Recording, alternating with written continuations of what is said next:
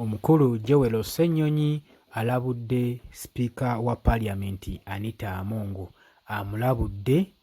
gwe mukwano gwange gano n'amalala g'oba olindirira wano ku Yugi Updates TV. Mikwano gyange mbakulisaayo nnyo gye mubadde mwebale egyo gye mutuusaako engalo era nnyongera okubeebaza byonna bye mukola gwe mukwano gwange ali eyo yeekumira ku Yugi Updates TV. Baganda bange abali eyo ababeerako mbasaba muganda wange temukoma ku kyakuliza buuliza na kulaba wabula mugende maaso n'okusubscribinga ku eno channel esobole okuba nga etutambuza ng'esobola okusaasaanya ekigambo ky'eggwanga gwe ali eyo mukwano gwange ali eyo. Muganda wange nakutegeeza nti n'ekigambo kyokka ekintu kyokka ky'osobola otukolera ffe ng'abannankyukakyuka nga tuteekawo enkyukakyuka kwe kusubscribinga ku channel zaffe zino ensobola okuba nga zitambula. Nabagamba nti no channel zino bazitwala naye muganda wange mutuyambeko tube nga tukuza channel eri enkadde baagitwala naye munyambeko nga etwakuza eri naye tugikuze esobole okuba nga etutuusaako amawulire mangi nnyo gwe mukwano gwange ali eyo ampuliriza. Yeekumira ku Yugi Updates TV.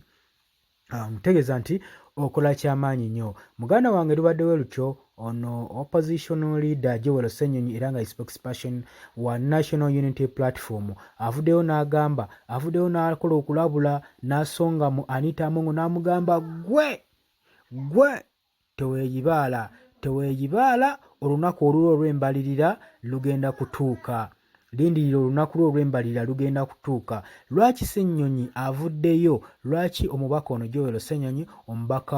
wa Nakawa avuddeyo n'akola okulabula eri Anita Among n'amugamba kola byonna by'okola naye olunaku lwo olw'embalirira lugenda kutuuka era lwerinde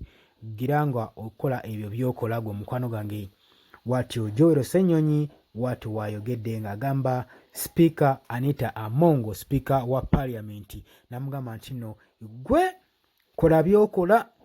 naye ensi ekutunuuliza amaaso era naffe tukutunuuliza amaaso era olunaku olw'embalirira olulwo lunaatera okutuuka. Lwerinde lunaatera okutuuka. Bw'atyo Ssenyonyi akoze okulabula gwe mukwano gwange ali eyo. Munange Ssenyonyi akoze okulabula eri Sipiika wa Paalamenti Anita Among n'amugamba nti no lekeraawo gwe okuinterfieringa mu decision zaffe aba opposition zo batukoze. Waki ointerfieringa mu decision zaffe? Waki otuyingirira? Bino biba bikwatirako wa? Eno pate endala nawe oli mu pate endala, si ggwe atukolera decision. Waato munnange Joel Ssenyonyi wavuddeyo n'akanduula eddoboozi n'agamba ekimala kimala togenda kubanga otumerako okutuuka wano gwe mukwano gwange ali eyo ampuliriza eyeekumira ku Yugi Update.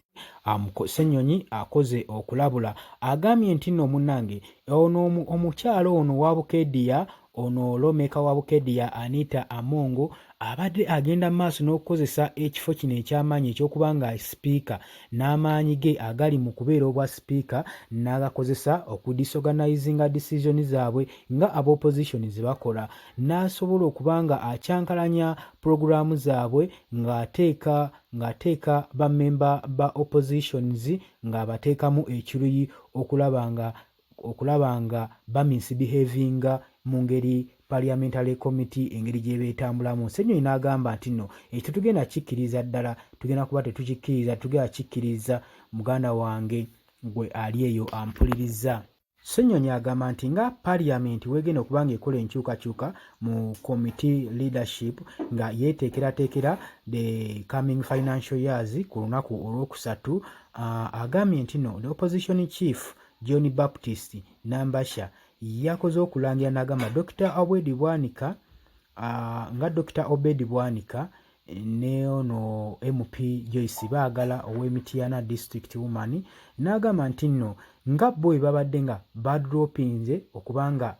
ye cheerleader wa committee eno on the government assurance and implications nti babadde bamuggyeko okuba nga ye committee ye cheerleading wa committee eno mu government. Nabagamba nti no nga bwe babadde babisazeewo siraba ate kati gwe ova oti eri n'otandika gobiyingirira nga sipiika Anita Among otandika watya okusalirawo ekibiina kyaffe gwe mukwano gwange ali eyo bw'atyo wagamba. N'agamba nti nno sayidi zombi ez'aba MPs bamemba bamemba ba National Unity Platform bano ababiri Obedi Bwanika ne Joyce Baagala bano bonna bamemba babadde bamemba ba National Unity Platform era nga baddayi hard nnyo ba former leader of opposition Mathias Mpuuga ono nno nga yali current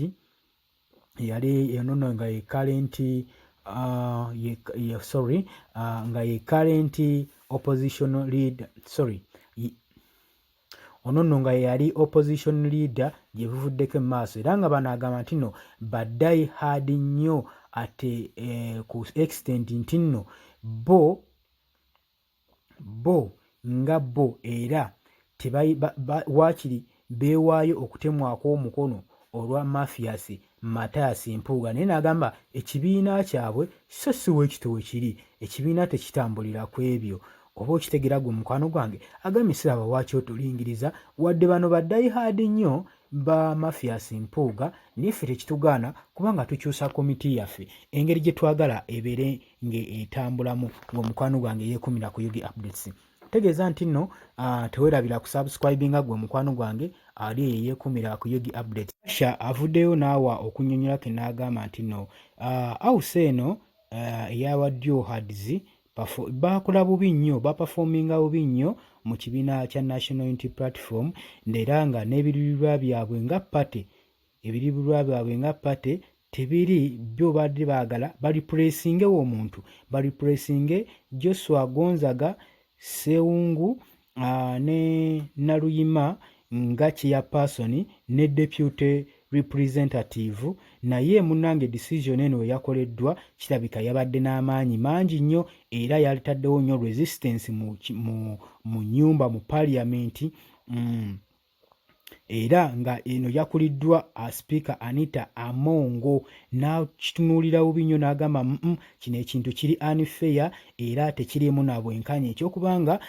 komiti egenda kyusa aba membership baayo ebaggyeko ebakwate ku nkoona ekole enkyukakyuka nga bo aba opposition gwe mukwano gwange kino kye kisinze okunyiiza nnyo Joel Sonyonyi agamba nti no in my rules mu bukulembeze bwange the decision zaffe zetukola nga opposition chief nganze opposition chief n'agamba nti no nti teziri mu layini ya parliament era tezitambulira ku parliamentary procedures era tezirina kyezikosa memba n'omu wa parliament wabula zikosa ngaffe ekibiina kubanga era ayongera n'agamba nti no bino bye mugamba nti no ebyokubakwata ku nkoona tebyabadde fair era tetwabadde na mukisa kubawuliriza ku decision eno yakoleddwako nnyo okulaba nga nti nno tugoba abantu bano ngaffe okusinziira mu kibiina kya National Unity Platform okubeera nga bamemba ba National Unity Platform okubanga tukola enkyukakyuka bino tebiina bibakwatirako ffe tusobola okukola enkyukakyuka yaffe wonna we twagalira era Joel Sonyonyi yalangirira n'agamba nti ekyo kye basazeewo nga bo Anita Amongo kye yasazeewo nga bo bakisazeewo nga bo era kisigale mu bo wabula ffe ng'ekibiina ffenaffe ekyaffe kiralamuko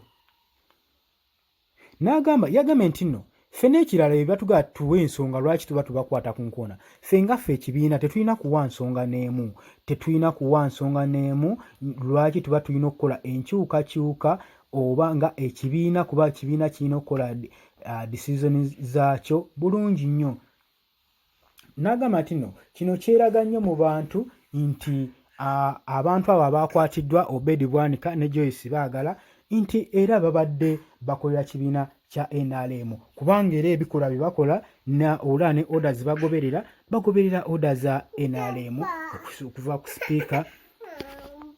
agamba bakola byabwe ne Ssenyonyi n'agamba nti no ffe tebakyatukiikiriranga ekibiina wabula kubanga ffe twamaze ddo bakwata ku nkoona twabagobye era ebyo bakola byabwe tebabikola nga bakiikirira ekibiina ekya komiti era ffe twabaggyeko ddo omukono ng'omukwano gwange eyeekuumira ku Yugi Updates. Ayongera n'agamba nti no Sipiika Anita Amongo alina okulekerawo okuvumirira amaanyi amaanyi gange nganze opposition leader ng'ekibiina budget zaffe eza komiti n'obusobozi bwaffe tuba tukoze kati nga yetwalonda muwadwa era n'agaana n'asuggestinga Obedi n'empuuga mubijjukira ebyo bino nno Joel Ssenyonyi yabyogera n'agamba nti nno ffenaffe tulina eddembe tulina rights ez'okulonda ani gwe tuba twagala ani gwe twagala okuteekawo n'agamba nti nno naye era alemeddeko ng'agamba nti nno gwe linda olunaku lwo olw'embalirira nawe lugenda kuba lutuuka Anita Among gwe sigala ng'okola ebyo ng'otwalira amateeka mu ngalo ng'otusalirawo ekyokukola n'agamba nti nno however newankubadde zino si ye omulundi ogusoose okuba nga sipiika wa parliament interruptinga parties opposition parties ne choice zaazo okuba agambye nti no tujjukira ne mu mwaka ogwa 2019 speaker Anita Among ono nno mu parliament si speaker Among agamba nti no mu mwaka ogwa 2019 agamba nti natujjukira ne speaker wa parliament Rebecca Kadaga we are rejecting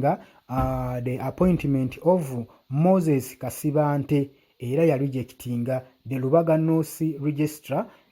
mu kaseera ako era yamugaana okumulonda nga voice chairperson owa committee tujjukira nti yamugaana